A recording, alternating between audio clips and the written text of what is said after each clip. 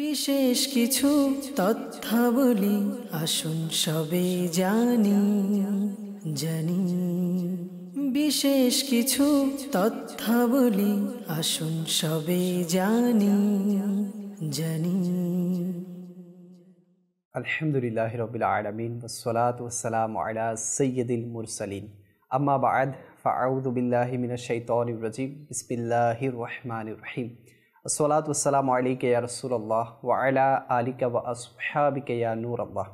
আসসালাতু ওয়াসসালামু আলাইকা ইয়া নবিয়াল্লাহ ওয়া আলা আলিকা ওয়া আসহাবিকা ইয়া নূরাল্লাহ। প্রিয় ইসলামী ভাইরা আর মাদানী চ্যানেলের দর্শকবৃন্দ, উপস্থিত হয়েছি মাদানী চ্যানেলের একটি নতুন প্রোগ্রাম নিয়ে, যার নাম হচ্ছে বিশেষ কিছু তথ্যাবলী। ইনশাআল্লাহ আজ্জা ওয়া জাল এই অনুষ্ঠানে আপনাদেরকে বিশেষ কিছু ইনফরমেশন আমি দেওয়ার চেষ্টা করব। আর শুরুতেই জানিয়ে রাখি যে আমার এই প্রোগ্রামটিকে ইনশাআল্লাহ আজ্জা ওয়া জাল আমি 4টি সেগমেন্টে আপনাদেরকে দেখাবো, এবং 4টি সেগমেন্টে 4 ধরনের ইনফরমেশন, 4 ধরনের টপিক নিয়ে ইনশাআল্লাহ আমি আপনাদের সামনে আলোচনা করার সৌভাগ্য অর্জন করব। আসুন শুরুতেই ভালো কিছু নিয়ত শামিল করে নেই। রাসূলুল্লাহ সাল্লাল্লাহু তাআলা আলাইহি ওয়াসাল্লাম ইরশাদ করেন, নিয়াতুল মুমিনি খায়রুম মিন আমালিহ, অর্থাৎ মুসলমানের নিয়ত তার আমলের চেয়ে উত্তম। তো আমরাও নিয়ত করি এই অনুষ্ঠানটি ইনশাআল্লাহ ভালো কিছু শেখার নিয়তে আমরা এই অনুষ্ঠানটি দেখব। শুরু থেকে শেষ পর্যন্ত আল্লাহ তাআলার সন্তুষ্টি, তার হাবিব সাল্লাল্লাহু আলাইহি ওয়াসাল্লামের সন্তুষ্টি অর্জনের উদ্দেশ্যে প্রোগ্রামটি দেখব। দরুদে পাকের অসংখ্য অগণিত ফজিলত প্রিয় আকা মক্কি মাদানী মুস্তাফা হুজুরপুর নূর সাল্লাল্লাহু তাআলা আলাইহি ওয়াসাল্লামের রহমতপূর্ণ বাণী হচ্ছে, যে ব্যক্তি একবার আমার উপর দরুদ শরীফ পাঠ করবে, আল্লাহ তাআলা তার উপর 10টি রহমত নাজিল করবেন, তার 10টা গুনাহকে মিটিয়ে দিবেন এবং তার 10টি পদমর্যাদাকে বৃদ্ধি করে দিবেন। সাল্লু আলাল হাবিব সাল্লাল্লাহু তাআলা আলা মুহাম্মদ সাল্লাল্লাহু তাআলা আলাইহি ওয়াসাল্লাম। দর্শক, আমি শুরুতেই বলেছি যে আমার এই প্রোগ্রামটি ইনশাআল্লাহ আজ্জা ওয়া জাল 4টি সেগমেন্টে বিভক্ত। প্রথম সেগমেন্ট হচ্ছে আম্বিয়ায়ে কেরাম আলাইহিমুসসালামের জীবনী। ইনশাআল্লাহ আজ্জা ওয়া জাল প্রথম সেগমেন্টে আমরা একজন নবীর সম্পর্কে জানার সৌভাগ্য অর্জন করব। 2 নম্বর হচ্ছে স্বাস্থ্যের পরামর্শ, অর্থাৎ হেলথ টিপ। আমরা স্বাস্থ্য সম্পর্কে কিছু পরামর্শ জানার চেষ্টা করব। নাম্বার 3 হচ্ছে কিতাবের পরিচয়। মাকতাবাতুল মদিনা বা মদিনাতুল ইলমিয়া কর্তৃক প্রকাশিত দাওয়াত ইসলামের যে কিতাবসমূহ আছে, এ থেকে আমি একটি করে কিতাবের প্রতি অনুষ্ঠানে আপনাদের সাথে পরিচয় করিয়ে দেব। এবং লাস্ট এবং 4th নাম্বার যে সেগমেন্টটি, সেটি হচ্ছে আমাদের সফট স্কিল, অর্থাৎ আচরণ সংশ্লিষ্ট দক্ষতা। আমাদের মধ্যে যে সফট স্কিলগুলো আছে ইনশাআল্লাহ সেই সম্পর্কে আমি আলোচনা করার সৌভাগ্য অর্জন করব। আসুন আমরা প্রথমেই যাই আমাদের প্রথম সেগমেন্টের দিকে, যার নাম হচ্ছে আম্বিয়া কেরাম আলাইহিমুসসালামের জীবনী। বিশেষ কিছু তথ্যাবলী আসুন সবে জানি জানি।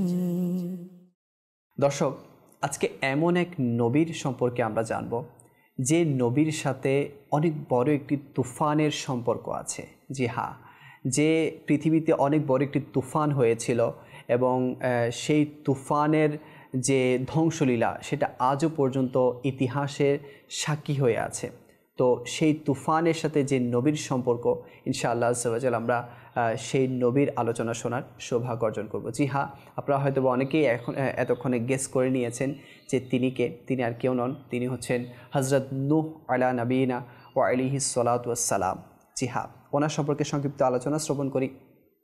ইবনে জারির রাদিয়াল্লাহু তাআলা আনহু থেকে বর্ণিত, হযরত আদম আলা নবীনা ওয়া আলাইহিস সালাতু ওয়াস সালামের ওফাতের পর কমবেশ 826 বছর পর হযরত নূহ আলা নবীনা ওয়া আলাইহিস সালাতু ওয়াস সালাম দুনিয়াতে তাশরিফ রাখেন। পবিত্র কুরআনুল কারীমের কমবেশ 28টি সূরায় 43টি স্থানে হযরত নূহ আলা নবীনা ওয়া আলাইহিস সালাতু ওয়াস সালামের আলোচনা এসেছে, ওনার তাজকিরা হয়েছে। কয়েকটি সূরা আপনাদের সামনে পেশ করছি। সূরা আরাফ, সূরা হুদ, সূরা মুমিনুন, সূরা শুআরা, সূরা কমর এবং আরও কিছু সূরার মধ্যে ওনার তাজকিরা, ওনার আলোচনা এসেছে। আপনারা জেনে অবাক হবেন যে দুনিয়ার মধ্যে সবচেয়ে বেশি যিনি হায়াত পেয়েছিলেন তিনি হচ্ছেন হযরত নূহ আলা নবীনা ওয়া আলাইহিস সালাতু ওয়াস সালাম। জি হ্যাঁ, সবচেয়ে বেশি হায়াতপ্রাপ্ত নবী হচ্ছেন হযরত নূহ আলাইহিস সালাম এবং প্রথম রসুল ছিলেন। জি হ্যাঁ, দুনিয়ার মধ্যে যে সকল রসুলগণ এসেছিলেন এদের মধ্যে সর্বপ্রথম রসুল হচ্ছেন আমাদের হযরত নূহ আলা নবীনা ওয়া আলাইহিস সালাতু ওয়াস সালাম। তিনি শত বছর, অনেক বছর নিজ সম্প্রদায়ের মাঝে দ্বীনে ইসলামের তাবলীগ করেছেন, অর্থাৎ দ্বীনের দাওয়াত দিয়েছেন। নিজের সম্প্রদায়ের মধ্যে যারা কাফির ছিল, যারা ঈমান হারা ছিল, তাদেরকে দ্বীনের প্রতি দাওয়াত দেওয়ার চেষ্টা করেছেন এবং অনেক অত্যাচারও তিনি সহ্য করেছেন। অনেকে তাকে পাগল বলতো, অনেকে উম্মাদ বলতো, অনেকে বিভিন্ন গালিগালাজ পর্যন্ত ওনাকে করতো এবং শারীরিকভাবেও উনি অনেক অত্যাচারের শিকার হয়েছেন। এতে উনি যখন তাবলীগ করতেন, অর্থাৎ 950 বছর উনি যে হায়াতটুকু পেয়েছেন, এই 950 বছর আপনারা জেনে খুবই অবাক হবেন যে 950 বছর দুনিয়ার জমিনে থাকার পর উনি দ্বীন ইসলামের যখন তাবলীগ করেছেন, দ্বীন ইসলামের যখন দাওয়াত দিয়েছেন, এই 950 বছরের মধ্যে ওনার উম্মত হয়েছে মাত্র 80 জন। জি হ্যাঁ, 80 জন উম্মত হওয়ার ওনার সৌভাগ্য অর্জন করেছে। বাকি যে সম্প্রদায়গুলো ছিল, বাকি যে লোকগুলো ছিল, তারা ঈমান আনয়ন করেনি, তারা কাফির ছিল এবং তাদের উপর অনেক ভয়ঙ্কর আযাব নিপতিত হয়েছিল। কি আযাব সেটা ইনশাআল্লাহ আমি সামনের দিকে আলোচনা করব। আল্লাহ তাআলা যখন হযরত নূহ আলাইহিস সালাতু ওয়াস সালামের এই অবস্থা দেখলেন যে ওনার উপর 80 জন ঈমান আনয়ন করেছে এবং বাকি সম্প্রদায়ে যারা ছিল ওনারা আর ঈমান আনয়ন করছে না, তখন হযরত নূহ আলাইহিস সালাতু ওয়াস সালাম খুবই চিন্তিত হয়ে গেলেন, খুবই পেরেশানগ্রস্ত হয়ে গেলেন যে আমি দাওয়াত দিচ্ছি, হয়তোবা আমার এই সম্প্রদায়ের মধ্যে আর কেউ উম্মত হচ্ছে না, কি করা যায়? তখন আল্লাহ তাআলা হযরত নূহ আলাইহিস সালাতু ওয়াস সালামের উপর ওহী নাজিল করলেন। জি, সংবাদ পাঠালেন। কি সংবাদ পাঠালেন? যে হে নূহ আলাইহিস সালাতু ওয়াস সালাম, তোমার সম্প্রদায়ের মধ্যে যারা ঈমান আনার কথা ছিল তারা ঈমান নিয়ে এসেছে। এখন বাকি যারা অবশিষ্ট আছে, বাকি যে সকল লোক আছে, বাকি যে সকল কাফির মুশরিক আছে, এদের মধ্যে আর কারো ঈমান আনয়ন করার সম্ভাবনা নেই। অর্থাৎ আপনি এখন যদি দাওয়াতও প্রদান করেন, এদের মধ্যে কেউ আর ঈমান আনয়ন করবে না। তাই আপনি এদের জন্য কোনো দুঃখ প্রকাশ করবেন না, এদের জন্য আপনি পেরেশানগ্রস্ত হবেন না। আপনি যদি এদের জন্য এখন বদদুয়া করেন, সেটা কবুল হয়ে যাবে। তো আল্লাহ তাআলা ঈমান যারা আনয়ন করেছিল, যে 80 জন ব্যক্তি হযরত নূহ আলাইহিস সালাতু ওয়াস সালামের উপর ঈমান এনেছিল, তাদেরকে বলল যে নৌকার মধ্যে উঠে যেতে। জি হ্যাঁ, আমি বলেছিলাম যে এক মহাপ্লাবন, এক তুফান হযরত নূহ আলাইহিস সালাতু ওয়াস সালামের সাথে সম্পৃক্ত। তো আল্লাহ তাআলা যখন সেই তুফান দিয়েছিল, তখন ঈমান যারা আনয়ন করেছিল, যে 80 জন ব্যক্তি ঈমান আনয়ন করেছিল, তাদেরকে তুফানের সময় নৌকার মাধ্যমে নাজাত দিয়েছিলেন। আর কাফিরদেরকে, যারা অবশিষ্ট কাফির ছিল, তাদেরকে তুফানের মাধ্যমে ধ্বংস করে দিয়েছিলেন। জি হ্যাঁ, হযরত নূহ আলাইহিস সালাতু ওয়াস সালামের নাম মুবারক কি ছিল? হযরত নূহ আলাইহিস সালাতু ওয়াস সালামের নাম মুবারক ছিল আব্দুল গাফফার এবং ওনার উপাধি ছিল নূহ। ওনার উপাধি নূহ হওয়ার একটা কারণ এটাও ছিল যে উনি আল্লাহ তাআলার ভয়ে অত্যাধিক রোনাজারি আহাজারি করতেন।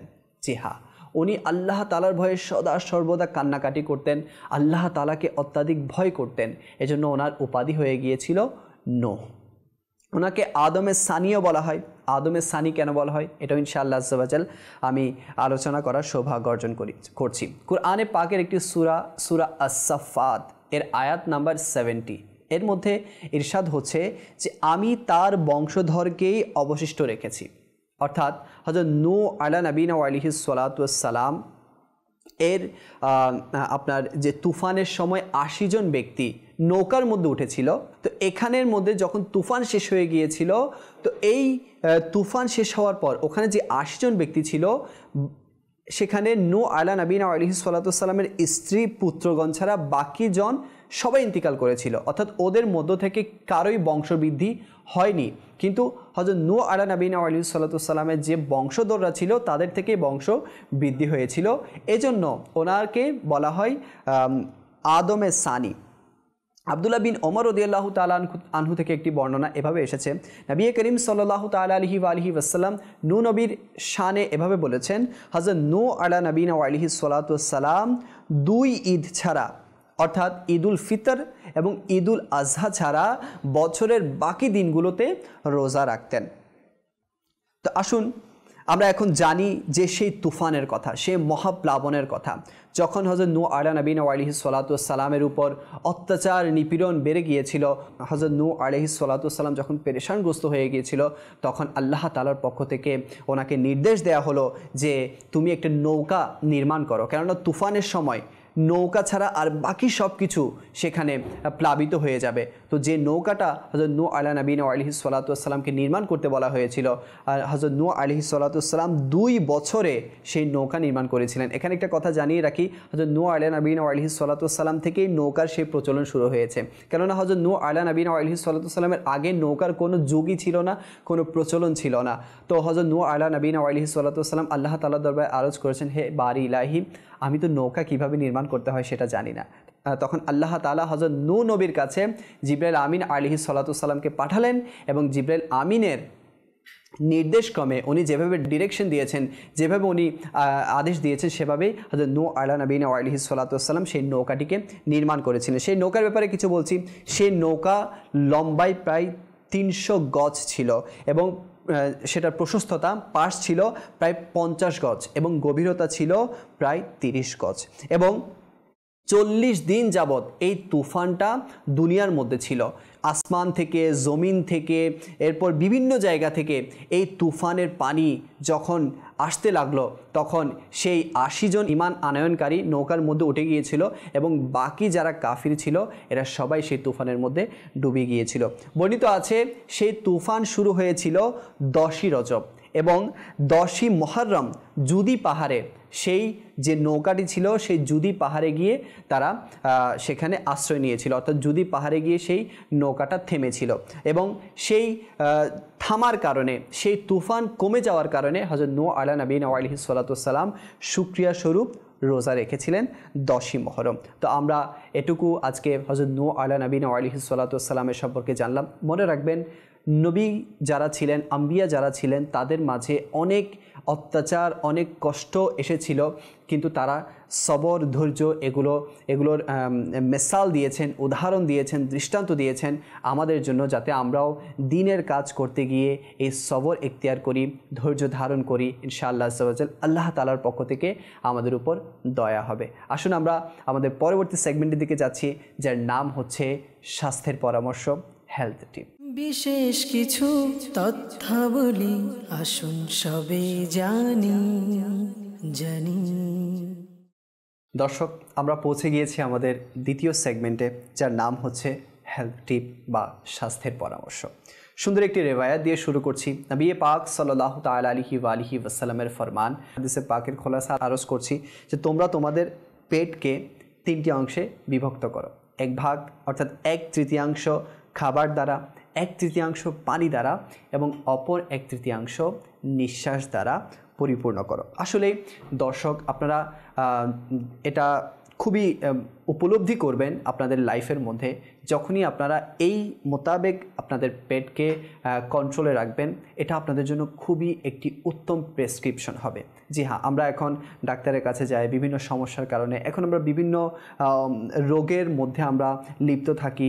গ্যাস্ট্রিক বলেন, পেটের সমস্যা বলেন, বা ব্লাড প্রেশারের সমস্যা বলেন, এগুলো আমাদের মধ্যে দিন দিন বেড়েই যাচ্ছে, এবং আমাদের সমাজের মধ্যে আরও বিভিন্ন ধরনের রোগের সৃষ্টি হচ্ছে। কিন্তু নবী পাক সাল্লাল্লাহু তাআলা আলাইহি ওয়া আলিহি ওয়াসাল্লামের এই ফরমান, এই হাদিসে পাকের উপর যে আমল করবে, ইনশাআল্লাহ আজ্জা ওয়া জাল তার যে এই সৃষ্ট সমস্যা, এই সমস্যাগুলো থেকে সে হিফাজত থাকবে।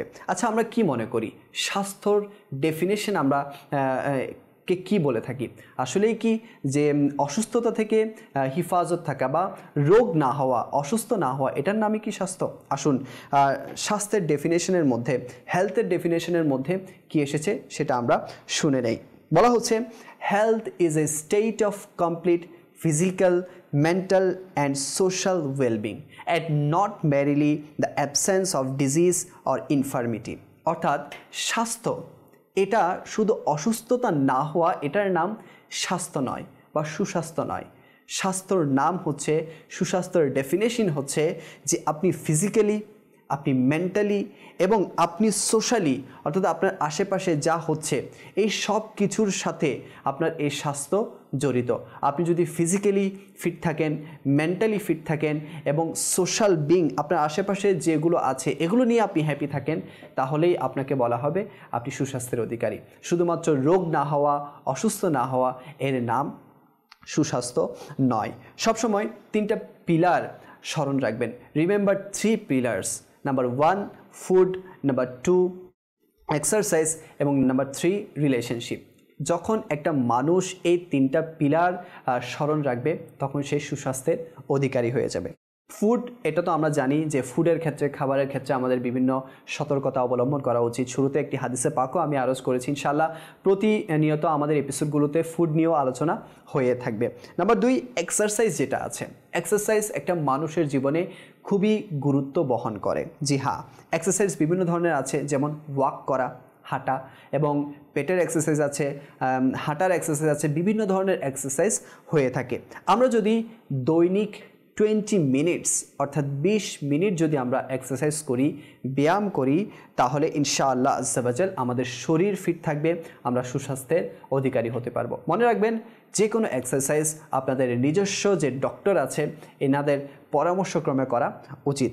মনে রাখবেন, অনেকে এক্সারসাইজ করতে গিয়ে সেটাকে কন্টিনিউ করতে পারে না, অর্থাৎ 2-1 দিন এক্সারসাইজ করার পরে তার সে এক্সারসাইজ করার যে মন মানসিকতা সেটা হারিয়ে যায়, সেটা চলে যায়। তো এই জিনিসটাকে কন্টিনিউ করার জন্য, এই এক্সারসাইজটাকে কন্টিনিউ করার জন্য যেটা সবচেয়ে মোস্ট ইম্পর্ট্যান্ট সেটা হচ্ছে আপনার পার্টনার ঠিক করা এবং সময় নির্ধারণ করা। জি হ্যাঁ, আমরা বিভিন্ন সময়ে করার চিন্তাভাবনা করি, যার কারণে আমরা এই এক্সারসাইজটাকে কন্টিনিউ করতে পারি না। আচ্ছা, এখানে একটা জিনিস পয়েন্ট অবশ্যই মনে রাখবেন, সেটা হচ্ছে খাবারের পর কখনো এক্সারসাইজ করবেন না।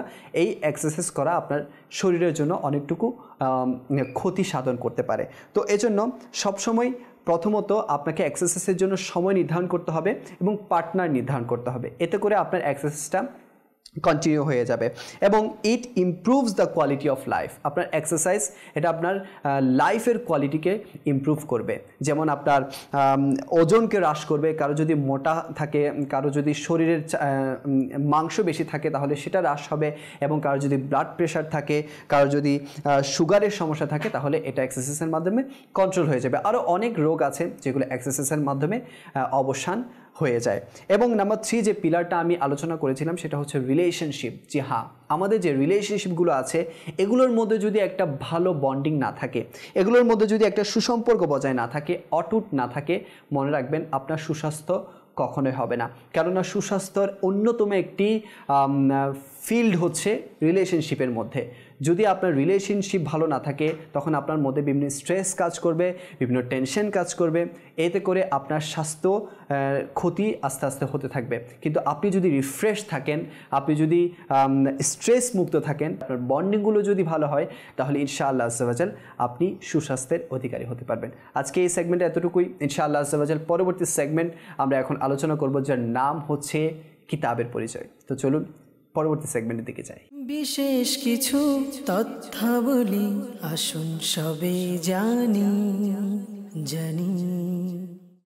দর্শক, এখন আমরা শুরু করছি আমাদের তৃতীয় সেগমেন্ট, যার নাম হচ্ছে কিতাবের পরিচয়। জি হ্যাঁ, আমি এই সেগমেন্টটিতে ইনশাআল্লাহ আজ্জাওয়াজাল আমাদের মাকতাবাতুল মদিনাতে ইনশাআল্লাহ যে সকল কিতাবগুলো প্রকাশিত হয়ে গেছে, ইনশাআল্লাহ এর এক একটি কিতাবের পরিচয় আপনাদের সামনে তুলে ধরব। তো আজকে যে কিতাবটি আপনাদের সামনে উপস্থাপন করতে যাচ্ছি সেটি হচ্ছে দরুদ ও সালামের সমাহার। জি হ্যাঁ, খুবই সুন্দর একটি কিতাব, দরুদ ও সালামের সমাহার।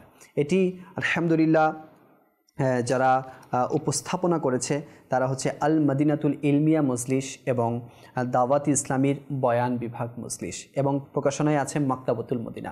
এটি কমবেশ আপনার 496 পৃষ্ঠা সম্বলিত একটি কিতাব, এবং পুরো কিতাবটি দরুদে পাকের ফজিলত নিয়ে আলোচনা করা হয়েছে।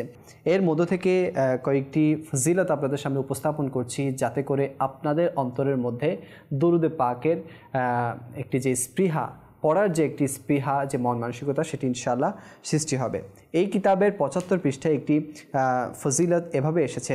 হযরত সাইয়্যিদুনা আবু আবদুল্লাহ মুহাম্মদ বিন আহমদ মালিকি কুরতুবী রাহমাতুল্লাহি তাআলা আলাইহি উদ্ধৃত করেন, হযরত সাইয়্যিদুনা হাসান বসরি রহমতুল্লাহি তাআলা আলাইহি এর বরকতময় খিদমতে উপস্থিত হয়ে এক মহিলা আরজ করল, আমার যুবতী মেয়ে মারা গেছে, এমন কোনো আমল বলে দিন যা করলে আমি তাকে স্বপ্নে দেখতে পাবো। হযরত হাসান বসরি রহমতুল্লাহি তাআলা আলাইহি মহিলাটিকে একটি আমল বলে দিলেন। স্বপ্নে সে তার মরহুমা কন্যাটিকে তো দেখল, তবে এমন অবস্থায় দেখল যে তার শরীরে আলকাতরার পোশাক, ঘাড়ের মধ্যে শিকল আর পায়ের মধ্যে লোহার বেড়ি। এই ভয়ঙ্কর দৃশ্য দেখে সে মহিলা কেঁপে উঠল। পরের দিন সে এসে হযরত সৈয়দুনা হাসান বসরি রহমতুল্লাহি তাআলা আলাইহিকে স্বপ্নের কথা বলল। তিনি রহমতুল্লাহি তাআলা আলাইহি এই স্বপ্নের কথা শুনে অনেক চিন্তিত হয়ে গেলেন। কিছুদিন পর হযরত সৈয়দুনা হাসান বসরি রহমতুল্লাহি তাআলা আলাইহি একটি মেয়েকে স্বপ্নে দেখলেন যে জান্নাতে সে একটি আসনে মাথার মধ্যে মুকুট পরিধান করে বসে আছে। তাকে দেখে মেয়েটি বলল, আমি সেই মহিলার কন্যা যিনি আপনাকে আমার অবস্থার কথা বলেছিলেন। হাসান বসরি রহমতুল্লাহি তাআলা আলাইহি বললেন, তার ভাষ্য অনুযায়ী তুমি আযাবে লিপ্ত ছিলে, তোমার অবস্থার এই পরিবর্তন কিভাবে হলো? মরহুমা বলল, কবরস্থানের পাশ দিয়ে এক ব্যক্তি যাচ্ছিল। সে নবী পাক সাল্লাল্লাহু আলাইহি ওয়াসাল্লামের প্রতি দরুদ শরীফ প্রেরণ করলো। তার সেই দরুদ শরীফ পাঠের বরকতে আল্লাহ পাক আমাদের 560টি কবরবাসী হতে আযাব উঠিয়ে নিয়েছেন। প্রিয় ইসলামী ভাইয়েরা, দেখলেন তো আপনারা, দরুদ শরীফের খুবই বরকত। আমাদেরও নিজ নিজ মরহুমদের কবরে উপস্থিত হয়ে ফাতিহা ও দরুদ শরীফ পাঠ করে ইসলালে সওয়াব করা উচিত। তাছাড়া দরুদ শরীফ পাঠকারীর একটি উপকারিতা এটাও অর্জিত হয় যে তার পেরেশানি দূর হয়, অভাব দূর হয়ে যায় এবং সম্পদের দৌলত নসিব হয়।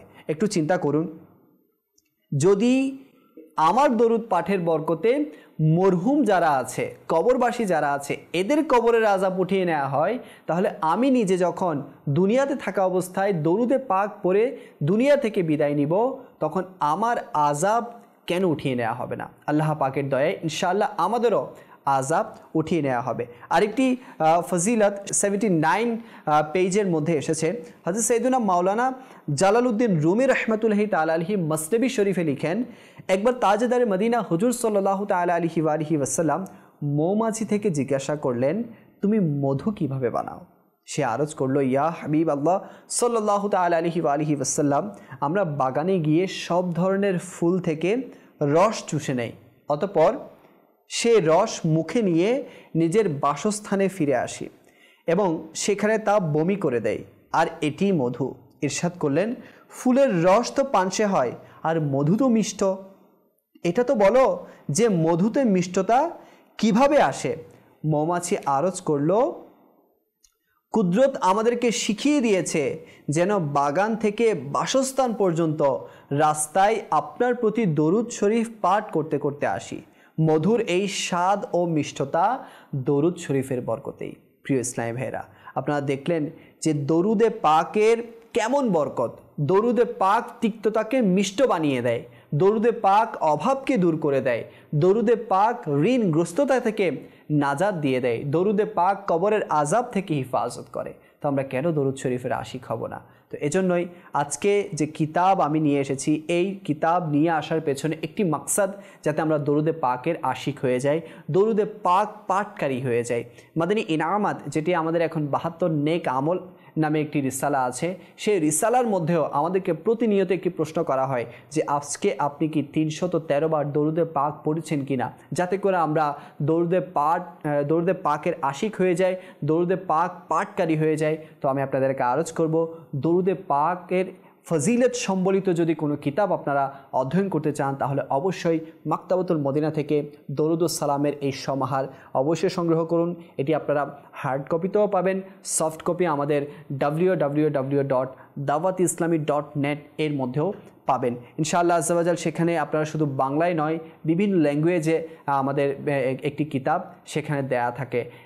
বাংলা বলেন, ইংলিশ বলেন, আপনার বিভিন্ন ভাষায় আমাদের সেই কিতাবগুলো সেখানে থাকে। তো যার যে ভাষার প্রয়োজন সেই ভাষাগুলোতে আপনারা এই কিতাবগুলো এই ওয়েবসাইট থেকে আপনারা সংগ্রহ করতে পারবেন। আল্লাহ তাআলা আমাদের সবাইকে দরুদে পাক পড়ার তৌফিক দান করুক। এখন আমরা যাব আমাদের লাস্ট এবং ফোর্থ সেগমেন্টের দিকে, যার নাম হচ্ছে আচরণ সংশ্লিষ্ট দক্ষতা, অর্থাৎ সফট স্কিল। বিশেষ কিছু তথ্যাবলী আসুন সবে জানি। দর্শক, আমরা পৌঁছে গিয়েছি আমাদের যে শেষ সেগমেন্ট আছে সেই সেগমেন্টের মধ্যে, যে আচরণ সংশ্লিষ্ট দক্ষতা, সফট স্কিল।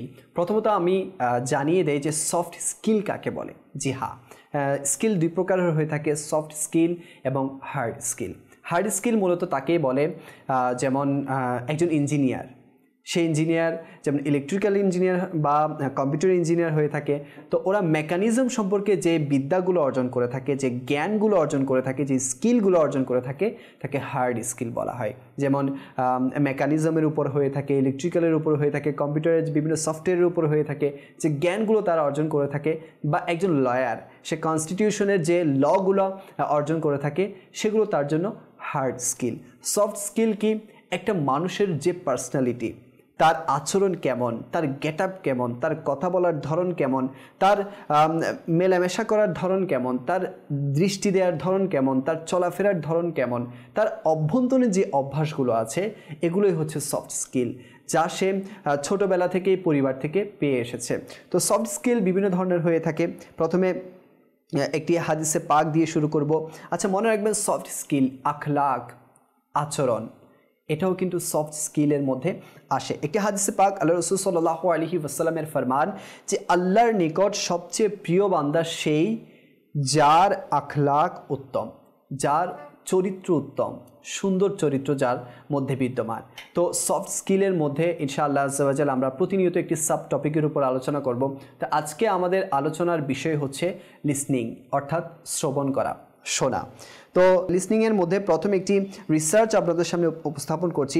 এক গবেষণা মোতাবেক মানুষ দৈনন্দিন 60% কথা শুনে থাকে। অর্থাৎ দৈনন্দিন আমরা আমাদের ঘুম থেকে ওঠার পর থেকে ঘুমানোতে যাওয়ার আগ পর্যন্ত আমরা 60% কথা শুনে থাকি। কিন্তু এই পুরো দিনের 60% কথার মধ্যে আমরা দিন শেষে আমাদের স্মরণের মধ্যে 25% কথা রাখতে পারি। কেন?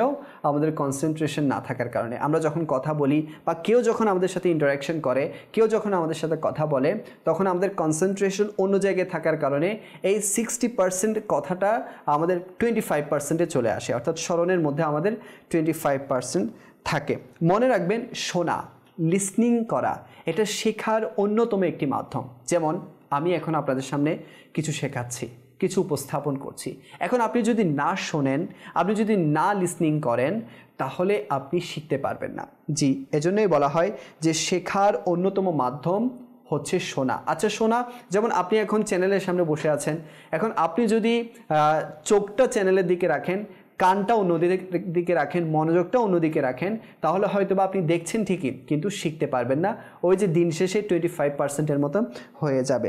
এখানে বলা হচ্ছে গুনাহের কথা যেন না শোনা হয়। যে হ্যাঁ, লিসনিং তো করব, শুনবো, কিন্তু গুনাহের কোনো কথা যাতে আমরা না শুনি।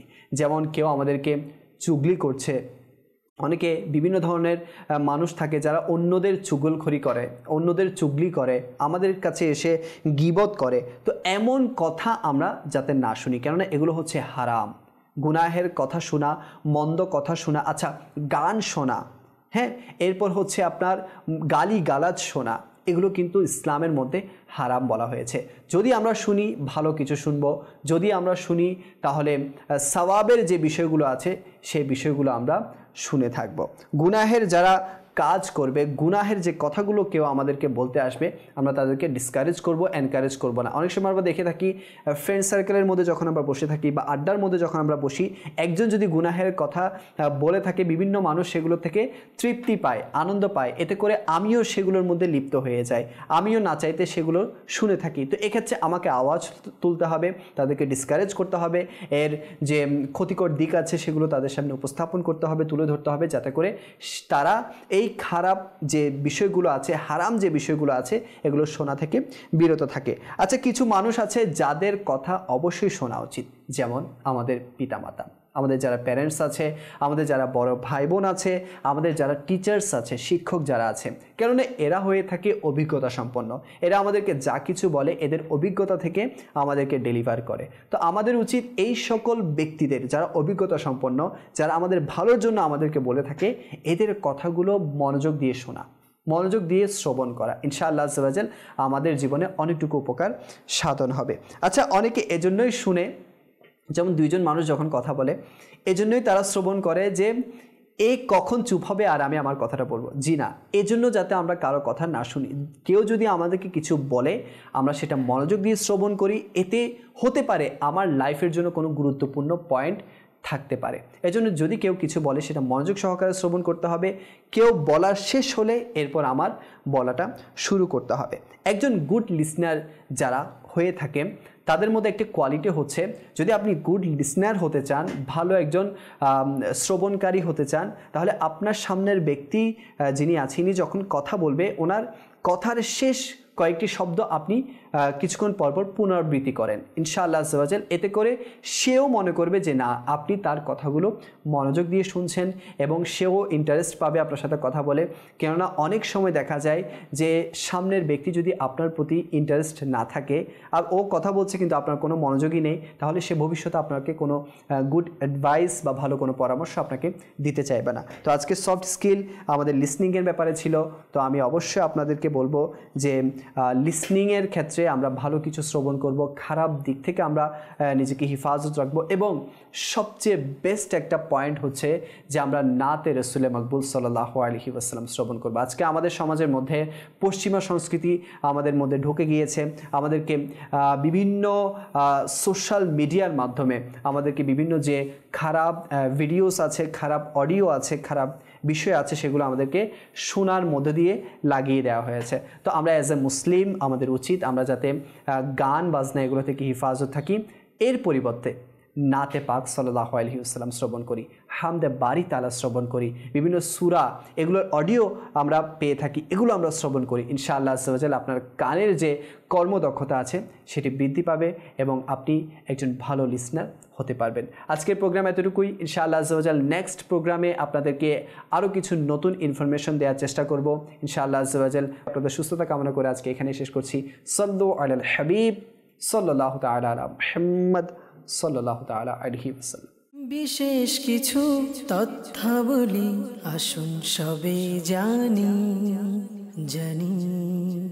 বিশেষ কিছু তথ্যাবলী আসুন সবে জানি।